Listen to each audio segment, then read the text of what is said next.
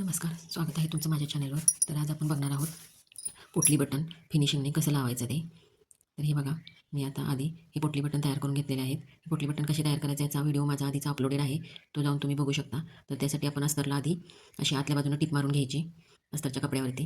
हे बघा, आता जिथं आपलं फिटिंगचं माप आहे तिथं मार्किंग करून त्याच्या आतल्या बाजूला अर्धा इंचावरून पोटली बटन लावायला सुरुवात करायची. आधी सगळीकडे मार्किंग करून घ्यायचं. मी 1-1 इंचावर मार्किंग करतोय. हे बघा, 1-1 इंचाचं मार्जिन ठेवून आपण पुटली बटन व्यवस्थित लावून घ्यायचं. मशीन अगदी हळूहळू चाललं पाहिजे आहे आणि तिथं पार्ट जाड असतो दोऱ्यानं बांधलेल्या असल्यामुळे, म्हणून हळूहळू मशीन चालवायचं.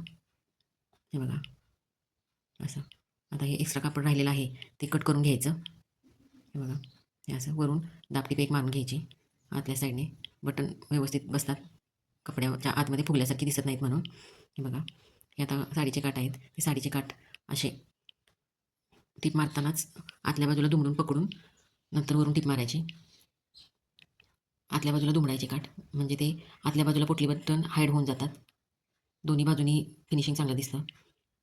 हे बघा, हे असं. तर आता झालेलं आहे आपलं स्लीव्स तयार. हे बघा, दोन्ही बाजूला फिनिशिंग किती छान दिसतंय बघा, आतील आणि बाहेरील बाजूला दोन्ही पण. पोटली बटन आतल्या बाजूला लावल्यामुळे फिनिशिंगला चांगलं दिसतंय. व्हिडिओ आवडल्यास लाईक, शेअर आणि सबस्क्राईब करा.